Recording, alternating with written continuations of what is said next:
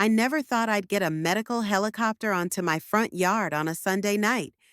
But there I was, kneeling next to my father as he gasped for air, his complexion wan and greasy with pain. Just outside the neighborhood gate, HOA President Sheila Baxter stood holding a clipboard, refusing to let the ambulance pass without registering visitors.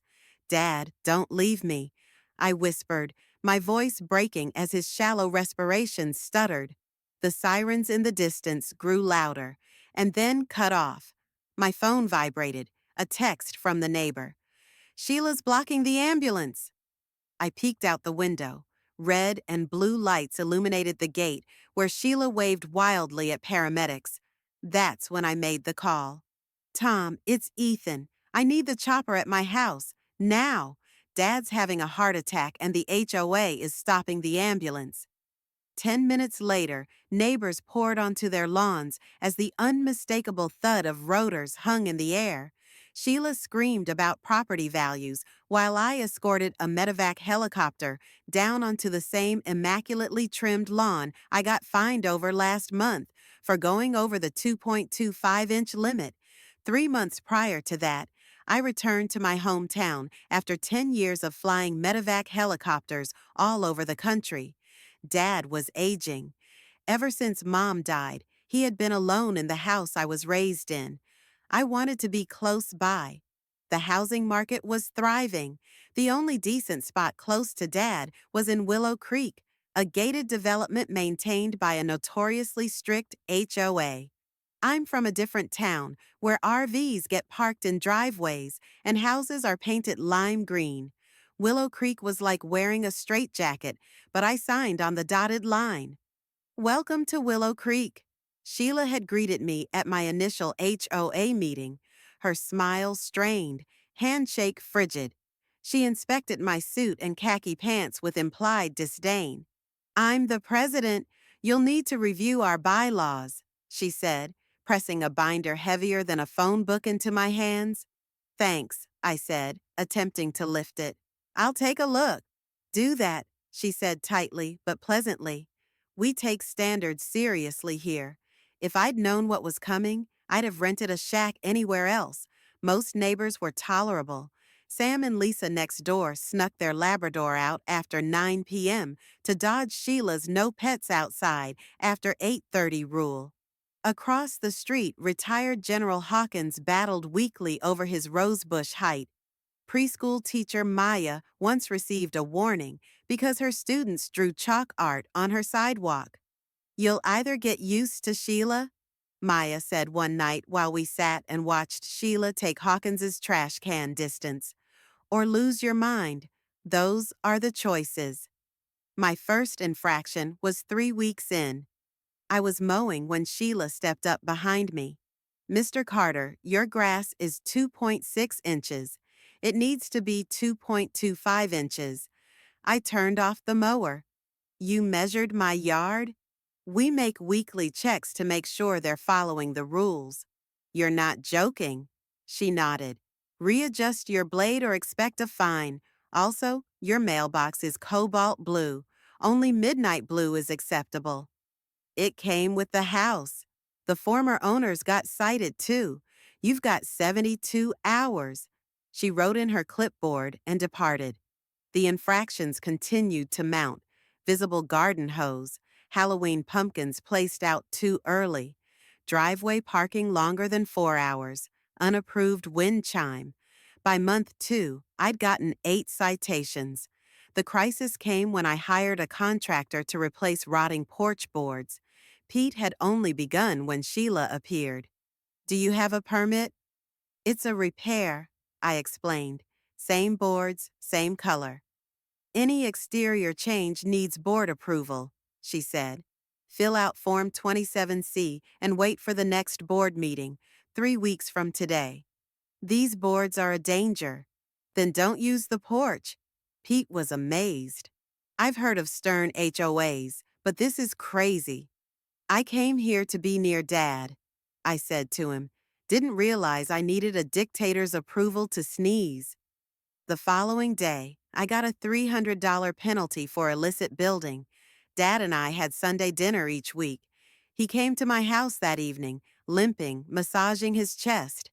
It's just indigestion, he grumbled. You should have it checked. Don't nag like your mother. We had dinner, Mom's pot roast recipe. I was recounting the tale of saving a stranded kayaker when Dad dropped his fork and fell. Dad? He grabbed his chest, struggling for air. I called 911. My father's having a heart attack, I said to the dispatcher. He's hardly conscious.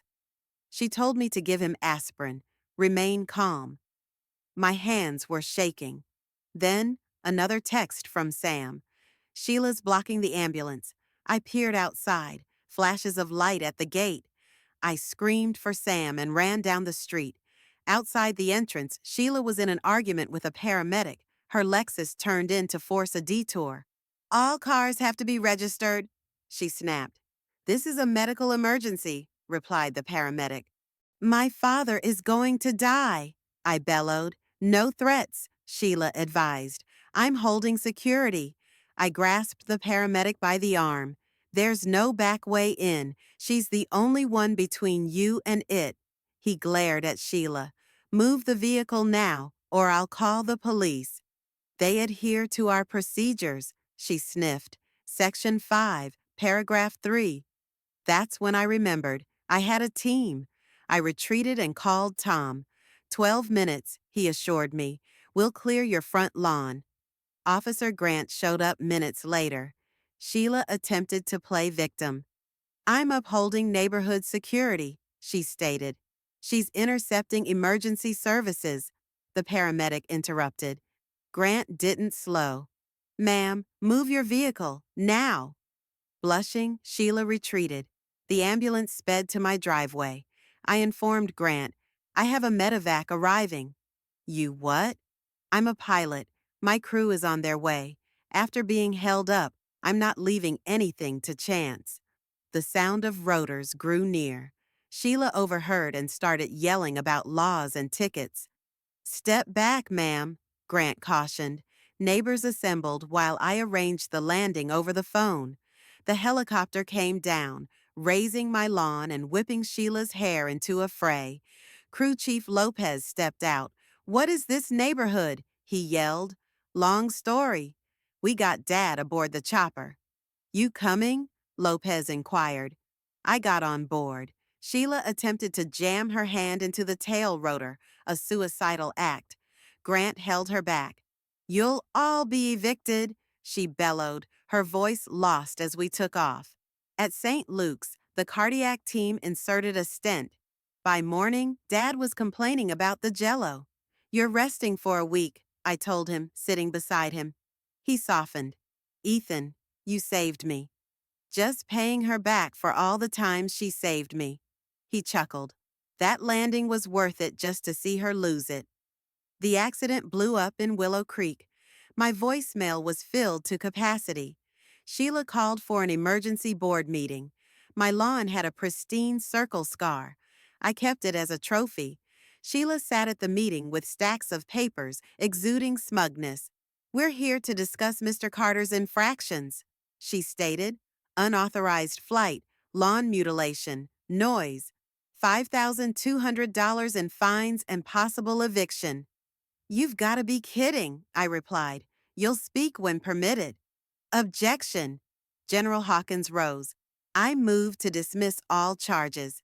This isn't a courtroom, Sheila barked. I second, Maya said. All in favor? Hawkins asked. Hands went up, almost everyone. The board decides, Sheila attempted. Board member Mr. Lee, a lawyer, stood. By Section 17, Paragraph 9, residents can override non-structural rulings with a unanimous vote. That's impossible. You delayed a 911 response, another board member said. Mr. Carter acted to save a life. Brenda Cole, a quiet neighbor, rose. If it were my husband, would you have blocked help? The room erupted. Lee moved to remove Sheila as president. The vote passed overwhelmingly. Maya took over, vowing reform, relaxed rules, emergency protocols, sanity. Sheila listed her home the next week, moved to a downtown condo, no lawns to police. 6 months later, Dad was doing great. We rebuilt the porch, no forms needed. Hawkins's bushes bloomed. Sam's dog ran loose. A new neighbor named Nate introduced himself with a handshake. Heard about your chopper trick. He smiled. I'm a medevac pilot, too. Dad chuckled. 2 on 1 block? 3, Nate replied. Our flight surgeon just moved into Sheila's house. I gaped. Hope the HOA's okay with that. Maya didn't mind. Willow Creek became a peaceful refuge for medevac workers, a neighborhood reborn. We never did have to land another chopper, but we knew we could. A round scar on my lawn remained, a reminder of the moment rules bent for what really counted.